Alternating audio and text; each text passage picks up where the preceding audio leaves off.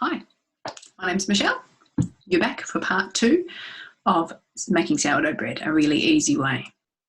So it's roughly 12:30 now. At 8 o'clock this morning, we mixed some culture with some flour and some water. And I left it in a nice warm place in the sun. And now it's nice and bubbly. So when you're making bread with commercial yeast, it often says you make a dough and then it says it needs to double in size.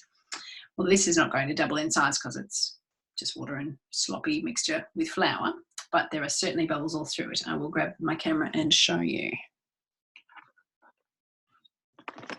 So there you go. I don't even need to stir it to see the bubbles. You can see there are lots of bubbles in it. When I got back out to the lounge, it was a little bit cool, sunny but cool. So what I decided to do to warm up the environment for the sourdough was I got a hot water bottle and set it underneath a rack and set the bowl on that. And then I decided that wasn't warm enough. So I got a big bowl and put some warm water in it and sat this whole bowl in it. And then later I could feel that this had warmed up the bowl nicely, and then sitting in the sunshine, that was a great place for it to be. So the things that we do in step 2 are save some culture for your next loaf. Very important, don't forget that, unless you want to start again from scratch. And then add more flour to make a dough. We'll need to talk about tins here as well. So I'm going to give this a bit of a stir. I can see all those bubbles. I'm actually going to add a tiny bit of flour at this stage to give it a little bit of a feed. That's actually not in the instructions, but it's just something I've been doing lately that makes sense, because the bit of culture I'm going to take out and put in the fridge, it's just had a feed. So then it'll last a bit longer. So stirring that flour in. Now I'm using a bamboo spoon this time. If you go and get the instructions from reseed.net.au, have a look for the blog section. You'll see it says in my instructions, never use metal implements or bowls with sourdough. Never is a bit of a strong word. You did see me use a spoon, and a metal spoon and a metal whisk this morning, and using it for a short time isn't going to matter. The point being is that we're making a mixture that's a little bit acid, and so if you have a metal bowl that's not fully stainless steel, there might be a bit of reaction with the acid. So do choose ceramic if you can. These are relatively easy to come by in a secondhand shop, or you might have just a big ceramic bowl already, or you can still buy these new as well. So I'm scooping. You can see how stringy, stretchy it is already. And that's some of the exciting thing about sourdough, is we don't need to knead. It's doing that work of developing the gluten for us. So many things to talk about. So I've just taken a bit and popped it in a jar, and I will put that in the fridge. So when it comes to feeding your culture to keep it alive, if you don't have a fridge, you can keep it on the bench and feed it every day with a bit of flour and a bit of water. And when you have too much, make pancakes or bread.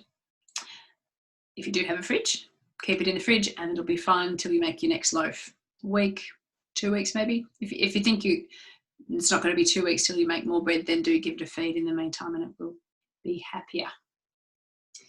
So that one in the fridge. So let's add flour. So I talked about developing the gluten. So the difference between cake and bread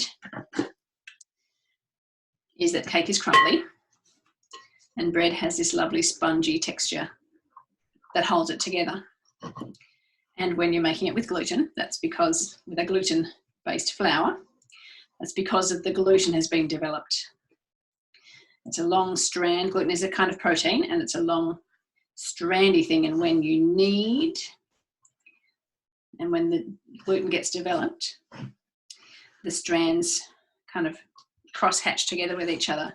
And so they hold that structure that holds the bubbles formed by the yeast that makes something, gives it that bread texture and not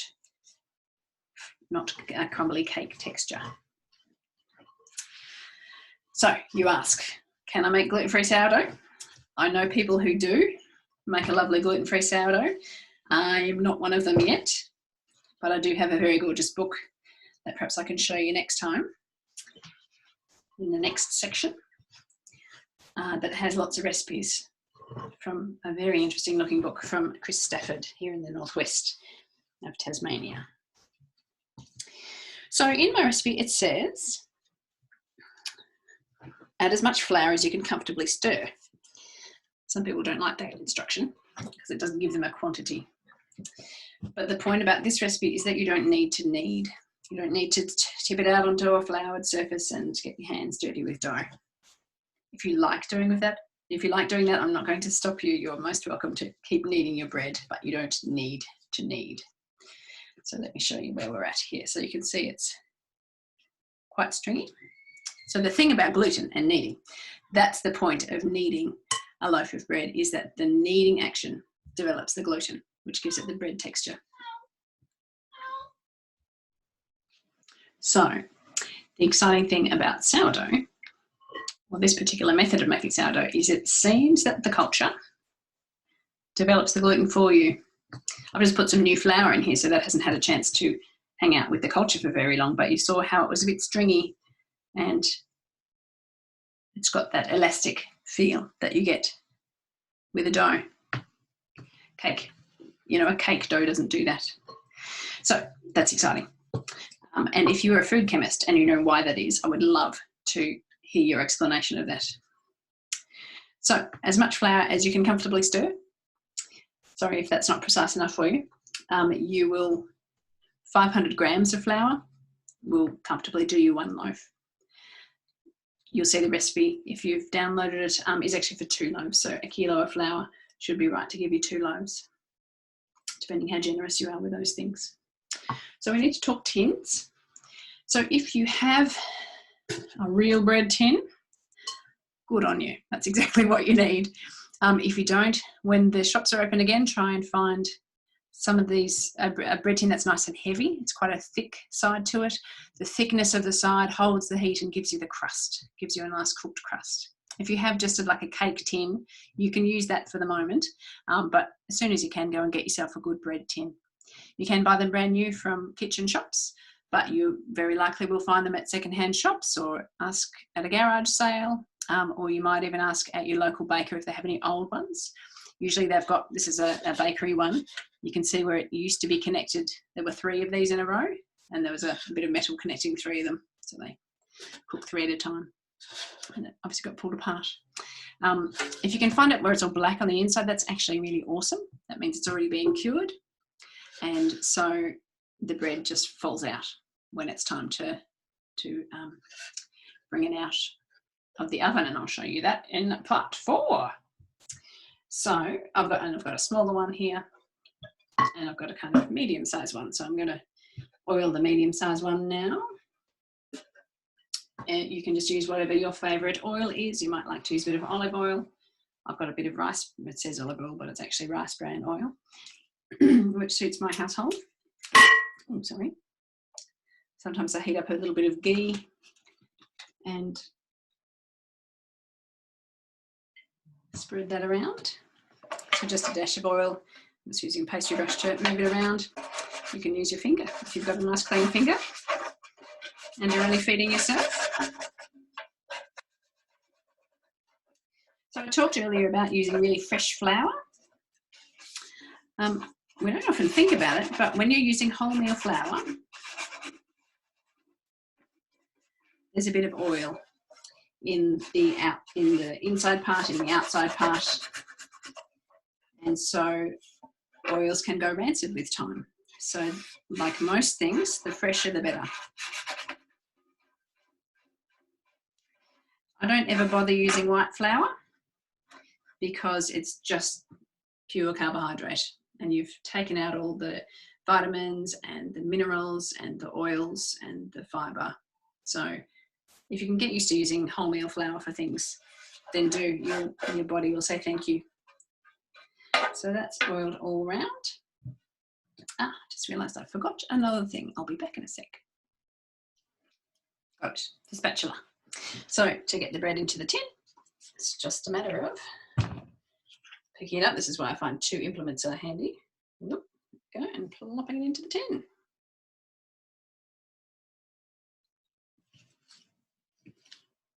Not going to do any fancy shaping or anything, you know, just make sure it's at both ends of the tin.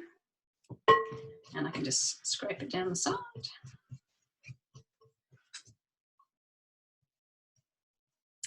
Now, whilst there's a long period of time between start and finish for this bread, once you've got all the things that you need and you're familiar with doing it, it's about 10 minutes worth of effort spread over a day.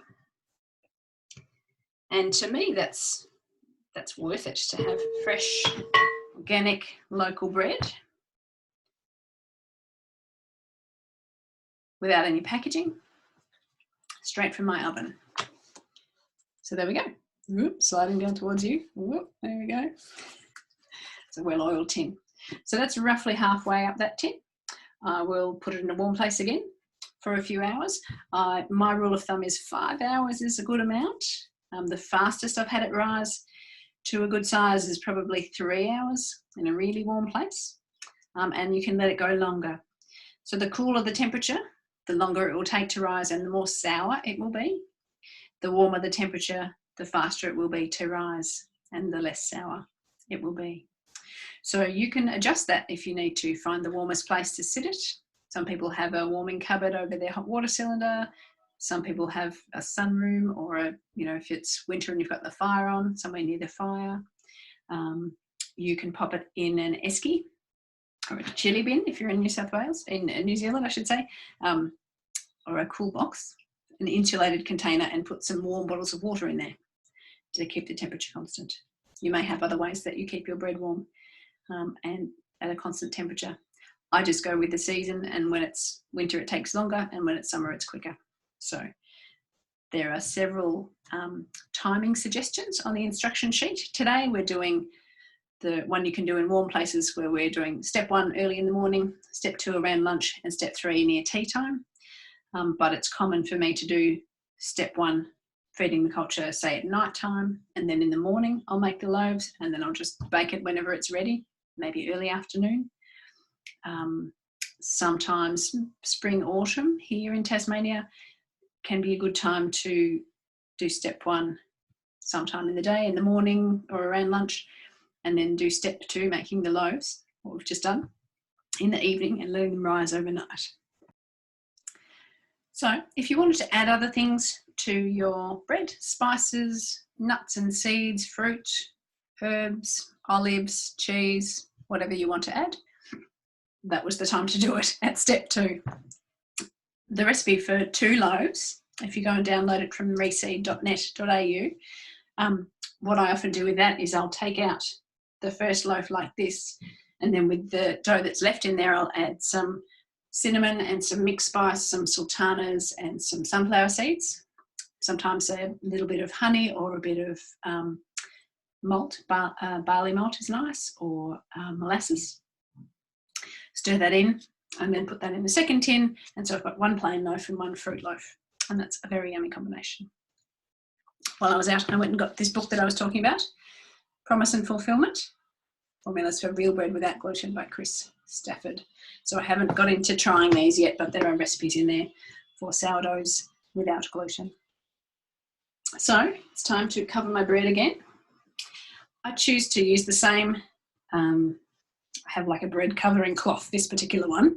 They get a bit oily after a while, particularly from sitting on top of the tin, so you might like to choose which is going to be your bread cloth for that. I'm going to go and find a nice sunny place for this to sit, and I'll show you when it's risen, and then we'll bake it and I'll get to eat it. I'm sorry you don't get to try it. You'll have to come to a real workshop sometime. See you for step 3.